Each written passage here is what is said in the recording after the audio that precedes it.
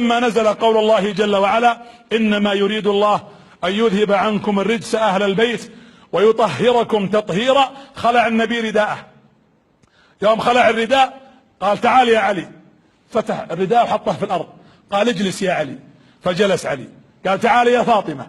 اجلس يا فاطمة. فجلست فاطمة. تعال يا الحسن. فجاء الحسن فجلس. تعال الحسين. فجلسوا.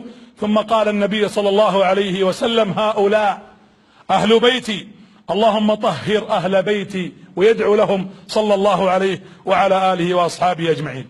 في المدينة الرسول عليه الصلاة والسلام يريد أن يذهب إلى تبوك، غزوة تبوك. تعرفون غزوة سماها الله العسرة، في ساعة العسرة من بعد يكاد يزيغ قلوبهم. و1000 كيلو بين المدينة وبين تبوك.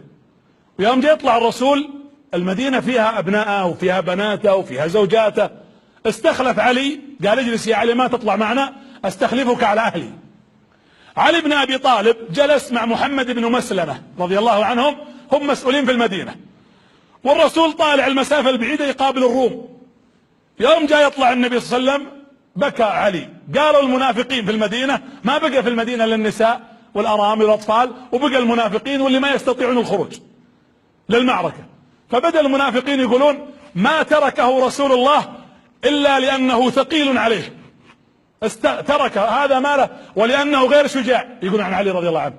وغضب علي، يقول: فلحقت النبي، تو الرسول طالع، فلما أدركته قلت: يا رسول الله، إنهم يقولون أن النبي استثقلك وأنه تخلص منك، يخفف على نفسه منك.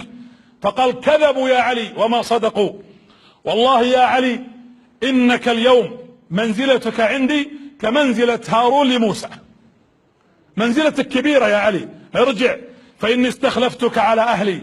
فرجع علي بن أبي طالب رضي الله عنه وأرضاه. ثم قال له الرسول وهو يمشي: يا علي، من يحبك فهو مؤمن أحبه الله، ومن أبغضك فهو منافق أبغضه الله. يا علي، من أحبك أحبني، ومن أبغضك أبغضني. تكفي عليها الكلمات يا جماعة.